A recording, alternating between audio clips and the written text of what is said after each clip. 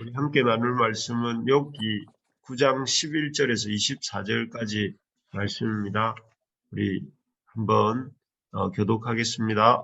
그가 내 앞으로 지나시나 내가 보지 못하며 그가 내 앞에서 움직이시나 내가 깨닫지 못하느니라. 하나님이 빼앗으시면 누가 막을 수 있으며 무엇을 하시나이까 하고 누가 물을 수 있으랴. 하나님이 진노를 돌이키지 아니하시나니 라합을 돕는 자들이 그 말에 굴복하겠거든. 하물며 내가 감히 대답하겠으며 그 앞에서 무슨 말을 택하랴. 가령 내가 어려울지라도 대답하지 못하겠고 나를 심판하실 그에게 간구할 뿐이며 가령 내가 그를 부르므로 그가 내게 대답하셨을지라도 내 음성을 들으셨다고는 내가 믿지 아니하리라. 그가 폭풍으로 나를 치시고 까닭없이 내 상처를 깊게 하시며 나를 숨쉬지 못하게 하시며 괴로움을 내게 채우시는도다. 힘으로 말하면 그가 강하시고 심판으로 말하면 누가 그를 소환하겠느냐. 가령 내가 어려울지라도 내 입이 나를 정죄하리니 가령 내가 온전할지라도 나를 정죄하시리라. 나는 온전하다마는 내가 나를 돌아보지 아니하고 내 생명을 천히 여기는구나. 이 다 같은 것이라. 그러므로 나는 말하기를 하나님이 온전한 자나 악한 자나 멸망시킨다 하나니. 갑자기 재난이 닥쳐 죽을지라도 무죄한 자의 절망도 그가 비웃으시리라. 세상이 악인의 손에 넘어가고 재판관의 얼굴도 가려졌나니 그렇게 되게 한 이가 그가 아니시면 누구냐. 여기 이해할 수 없는 하나님 섬기기 이런 제목으로 말씀을 잠깐 나누겠습니다. 천외천이란 말이 있습니다. 천외천. 하늘 밖에 하늘 뭐 이런 뜻이죠. 그래서 뭐 천외천의 경지, 천외천의 고수이라는 말을 이렇게 하기도 합니다.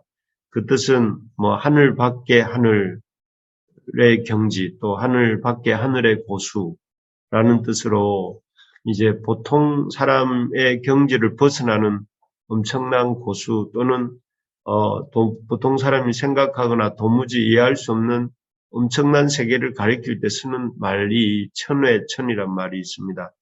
이 비슷한 뜻의 말이 오늘 욥기 본문에도 나오고 있죠. 우리 11절을 한번 다시 읽어볼까요? 11절입니다. 그가 내 앞으로 지나시나 내가 보지 못하며 그가 내 앞에서 움직이시나 내가 깨닫지 못하느니라. 여기에 보면 욥이 하나님에 대해서 그가 하나님께서 내 앞으로 지나가시나 내가 보지 못하고 그가 내 앞에서 움직이시지만 내가 깨닫지 못한다 이렇게 말을 합니다. 이렇게 앞으로 하나님께서 나의 앞으로 지나가시지만 하나님이 지나가시는지 보지도 못하고 또 하나님이 내 앞에서 움직이시지만 내가 깨닫지 못한다 그런 뜻이죠. 정말 그럴 수밖에 없는 것이 하나님은 크시고 그 존재는 우리의 이해를 뛰어넘습니다. 그래서 마치 우리가 우리의 가청 범위를 뛰어넘는 소리를 들을 수 없지요. 그래서 이를테면 지구가 돌아가는 소리 이 같은 것은 들을 수가 없습니다. 너무 큰 소리로 돌기 때문에 그럴 것이고 또 우리가 가시 범위를 벗어나는 것들 이를테면 적외선이나 자외선이나 이런 것은 나안으로 벗은 눈으로 보지 못하는 것과 같습니다. 이처럼 하나님도 너무 크시고 우리의 이해를 뛰어넘으시기 때문에 우리가 이렇게 하나님에 대해서 제대로 알 수가 없고 우리의 이성으로 이해할 수 없는 부분도 많이 있습니다. 그래서 그런 하나님이 하시고자 하시는 일, 그것이 어떤 일이든 우리가 다 이해하기 어려울 수도 있고 또 그렇게 이해할 수도 없기 때문에 막을 수도 없습니다. 그래서 12절에서 14절 또 한번 읽어봅시다. 12절에서 14절입니다. 시작. 하나님이 빼앗으시면 누가 막을 수 있으며 무엇을 하시나이까 하고 누가 물을 수 있으랴. 하나님이 진노를 돌이키지 아니하시나니 라합을 돕는 자들이 그 밑에 굴복하겠거든. 하물며 내가 감히 대답하겠으며 그 앞에서 무슨 말을 택하랴. 여기 보면 우리 인간이 하나님이 하시는 일에 대해서 막을 수가 없다. 또 하나님이 진노를 돌이키시지 않으면 참 라합을 돕는 자들, 라합이라는 것은 가상적인 악의 존재라고 해요. 그래서 악의 존재들조차 그 밑에 굴복하고 하는데 하물며 감히 인간인 우리가 어떻게 그 앞에서 어떻게 무슨 말을 하겠는가라고 이렇게 말을 합니다.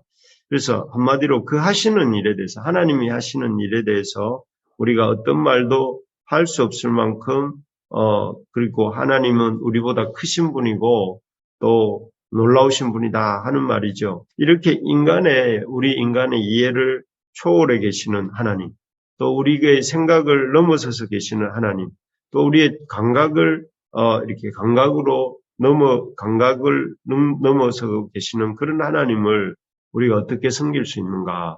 우리가 인지할 수도 없고, 우리가 느낄 수도 없고, 우리가 생각할 수도 없는 그런 하나님을 우리가 어떻게 섬길 수 있는가? 어떻게 섬겨야 되는가 하는 것을 잠깐 살펴보면, 먼저는 우리 자신이 하나님 앞에 온전하지 못한 존재다 하는 것을 깨달아야 한다는 것입니다. 우리 20절을 같이 한번 읽어보겠습니다. 20절입니다. 가령 내가 어려울지라도 내 입이 나를 정죄하리니 가령 내가 온전할지라도 나를 정죄하시리라. 여기에 보니까 우리가 어렵다 생각할지라도 그렇게 생각하고 말하는 입이 나를 정죄하고 내가 온전하다 할지라도 그 온전하다는 말이 나를 정죄한다 하고 이렇게 욥이 말을 하는데 사실 우리가 스스로 생각할 때 어렵고 또 온전하다고 생각할 때가 들어있죠. 말은 하지 않지만 우리 생각으로 그렇게 생각할 때가 있습니다. 나는 어렵고 나는 온전하다 이렇게 생각할 때가 있습니다. 그런 생각들을 하는 이유는 우리는 자기 자신에 대해서는 좀 비교적 관대하고 다른 사람들에 대해서는 이렇게 약간 엄격할 때가 있기 때문입니다. 그래서 자기는 온전하다고 생각할 때가 많고 남은 좀 그렇지 못하다 이렇게 생각할 때가 있습니다. 그래서 우리는 참 스스로 자기 의를 주장할 때가 많이 있는데요.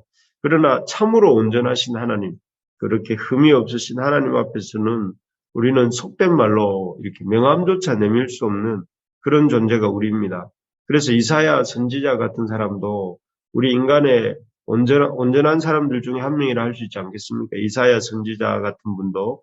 그런데 그런 이사야 선지자도 하나님을 만나고 그 앞에 섰을 때에 화로다 나여 망하게 되었도다 이렇게 말을 했습니다. 그 하나님 앞에 자기 의가 누더기와 같고 그리고 그 불의한 자기 자신으로 인해서 자기가 망할 수밖에 없다 이렇게 느낀 것이죠. 그리고 베드로 사도 그 예수님의 수제자인 그 베드로 자신도 예수님을 만났을 때 뭐라고 했습니까? 주님 나를 떠나십시오. 나는 죄인입니다. 라고 말하지 않습니까? 우리가 이렇게 보면 완전하고 또 대단한 것 같은 믿음의 선배들조차도 하나님 앞에 섰을 때 그의 불완전함을 고백하고 하나님 앞에 단식할 수밖에 없는 것입니다. 우리의 온전함의 기준은 사실 그렇죠. 상대적이고 또 절대적인 것이 아닙니다. 그렇다 보니 우리가 상대적인 의로움을 온전함을 주장할 수는 있지만 절대적인 하나님 앞에 설 때에 우리는 하나님 앞에 우리의 불완전함을 고백할 수밖에 없고 그 하나님 앞에 겸손할 수밖에 없는 게 우리의 모습입니다. 그래서 우리가 우리의 기준이 우리 자신이 하나님 앞에서 온전하지 못한 존재다 하는 사실을 깨닫고 교만하지 말아야 됩니다. 예수님을 좀 믿었다고 해서 경력을 자랑해서도 안 되겠고 직분을 가졌다고 해서 그것만 하지도 말아야 된다 하는 것입니다. 그저 한없이 부족한 우리를 품어주시고 또 용납하여 주신 주님의 그 사랑에 감사함으로 이렇게 겸손하게 섬기고 우리에게 맡겨주신 직분을 감당해야 된다 하는 것이죠. 그래서 우리가 어떻게 하나님을 이해할 수 없고 우리를 초월해 계신 하나님을 섬길 수 있는가 하면 그분 앞에 우리의 부족함을 인정하고 겸손하게 서는 것이다 하는 것이죠. 두 번째로 보면 우리 인간의 이해를 초월해 계시는 하나님을 우리가 섬기는 방법은 우리의 모든 상황 속에서 하나님의 주되심을 인정하고 받아들이는 것입니다. 그래서 어떤 상황에서도 하나님이 완전하시다 하는 것을 인정하고 받아들이는 것인데요. 우리 22절하고 24절을 같이 한번 읽어보겠습니다. 22절, 24절입니다. 시작. 일이 다 같은 것이라. 그러므로 나는 말하기를 하나님이 온전한 자나 악한 자나 멸망시키신다 하나니. 24절도 읽겠습니다. 세상이 악인의 손에 넘어갔고 재판관의 얼굴도 가려졌나니 그렇게 되게 하니가 그가 아니시면 누구냐. 여기에 보면 욥은 22절에서 하나님이 온전한 자나 악한 자 모두를 멸망시킨다 하고 이렇게 불평을 합니다. 일이 다 같은 것이라 그러므로 나는 말하기를 하나님이 온전한 자나 악한 자나 멸망시키신다 하고 이렇게 약간 불평조로 말을 하고 있죠. 그리고 24절에도 보니까 세상이 악인의 손에 넘어가고 재판관의 얼굴도 가려졌나니 그렇게 되게 하니까 그가 아니시면 누구냐. 이 세상의 모든 어떤 그 악의 번성함과 또 불의가 팽배하는 것들이 다 어떻게 일어났느냐. 그것을 일으키신 분이 누구냐? 바로 하나님이 아니시냐? 하면서 이 세상의 어떤 불합리하고 모순되는 일들이 다 하나님께로부터 비롯되었다. 이렇게 원망하고 있는 것을 볼 수가 있습니다. 사실 욥 자신에게 일어나고 있는 일들이 그런 일이다 이렇게 보고 있는 것이죠. 사실 우리도 욥뿐만 아니라 우리도 이 세상을 살다 보면 이 세상이 참 부조리하고 모순되다 이렇게 느낄 때가 많지 않습니까? 그래서 선한 사람은 계속 고난을 당하고 반면에 악인들이 승승장구를 합니다.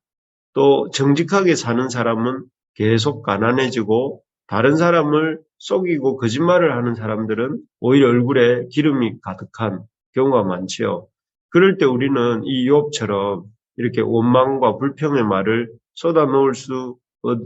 놓을 때도 있습니다. 그래서 하나님이 계시다면 어떻게 이 온전한 자나 악한 자나 다 멸망시킬 수 있는가? 온전한 자는 왜 구원하여 주시지 않고 또 왜 악인의 손에 세상이 굴러가는가?